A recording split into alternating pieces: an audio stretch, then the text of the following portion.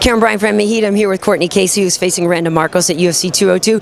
She is a tough girl. No disrespect to you, because obviously you wouldn't be in the business if you weren't tough as well. Where do you see her strengths? She's really well-rounded. I think her strengths are on the ground. Her stand-ups come along, quite well. So I just think it's going to be a really good fight. But like I said, she's really well-rounded. So I think it's going to be a scrap no matter where we go. Yeah, certainly wrestling is a good strength of hers. Some people figure when it comes to wrestling, they go, well, I'll just get back up, or they decide they'll engage, or they decide their jiu-jitsu is better. So where do you think you'll do if the fight does go to the mat?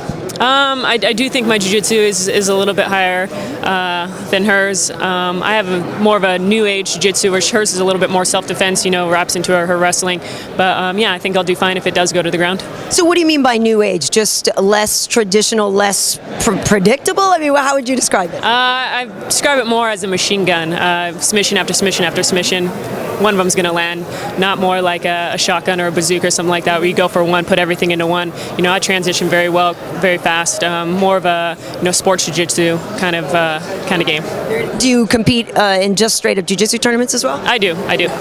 Very nice. So how does it feel for you? You're coming off your first victory in the UFC. How different did that night feel for you after having a couple of losses? Good. Definitely getting in the win column is always good. The matches that I did have were really good fights. I learned a lot from those. I did take the JoJo fight on pretty short notice, 8 days. So yeah, I'm just ready to get back in there and get another win. And I can't remember. I think I may have been working that night, and everybody gave you a lot of credit for that, like rolling in there on 8 days to take on such a big person, a big name in the division. But obviously you can't go back and redo it. But would you have preferred to get into the UFC a different way, or do you feel that coming in with that trial by fire was actually better? Any way you get in the UFC is good. So I took it. I was happy. I performed well. We knew it was going to be a short notice fight. We knew my legs weren't going to be there, and the travel and everything. So the main focus was going in there, making weight, making a statement, and I think I did my job on that part. For sure. Now I do have to ask you. Everybody knows that you're a former soccer player, and we know that the U.S. team did not make it through to the finals in the Olympics. How hard did you take that? It was pretty hard. It's a great group of girls, a very well talented group. They just came up short. I think just those last couple minutes. They kind of thought they were in the clear, and they weren't. And you get caught by surprise. You got a 90-minute game, and it gets to you. So.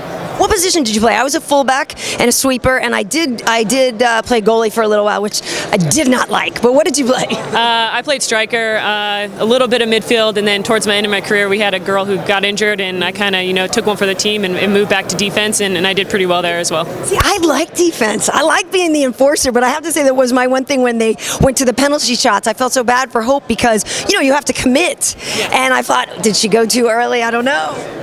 You never know. It's their own instinct. You got to trust your goalkeeper. She's a great goalkeeper. I was lucky enough to meet her in Seattle and stuff like that. I got to play volleyball with her. She's the most competitive person I've ever met in my entire life. But super cool, yeah. Very nice. Awesome. Well, it's great to get to know you, and best of luck against Randa. Thank you.